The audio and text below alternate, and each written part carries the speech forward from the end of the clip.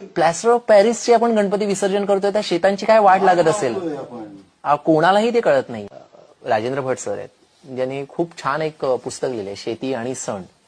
गणपती पूर्वी कसा व्हायचा कोकणात किंवा कोणत्याही याच्यात शेतातली माती आणायची त्याचा गोळा करून एक आकार द्यायचा त्याला. तो भलेही गणपती दिसो न दिसो फरक नाही पडत.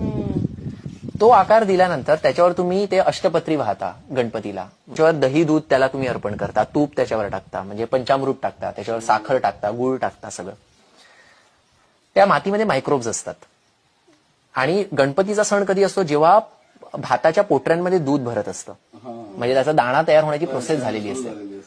त्यावेळेला ना भाताला सगळ्यात जास्त व्हिटॅमिनची गरज असते म्हणजे वेगवेगळ्या न्यूट्रियंट्सची गरज असते.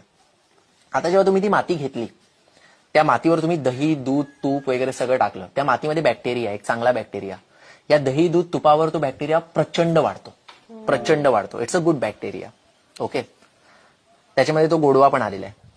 त्याच्यावर तुम्ही त्या सगळ्या पत्री टाकता. त्या पत्रीतले जे सगळे औषधी गुणधर्म असतात ना ते त्या मातीमध्ये उतरतात. आणि मग गावातली लोक जाऊन गावाच्या वरच्या अंगाला जातात आणि तिकडे त्या गणपतीचं विसर्जन केलं जातं ओहळ्यामध्ये आणि ते पाणी सगळ्या शेतांमध्ये पसरतं. So it's a tonic you are giving to the entire farm. आणि गावातली सगळी लोक जेव्हा ते अशा पद्धतीने गणपतीचं विसर्जन करतात तेव्हा amount of nutrients you are putting in the water आणि ते सगळं पाण्याद्वारे त्या शेतामध्ये पसरतंय. आता कोकणामध्ये 1.5 दिवसाचा गणपती का? कारण कोकणातलं क्लायमेट हॉट अँड ह्युमिड असतं. सो तुम्हाला 1.5 दिवसामध्ये ते तुमचं कल्चर तयार होतं. तुम्ही थोडंसं पुण्या साईडला गेला 5 दिवस लागणार, विदर्भात गेला तुम्हाला 10 दिवस लागणार. म्हणून ते गणपतीचे दिवस असे. हे सगळं सायन्स आहे, हे खूप सायंटिफिक आहे.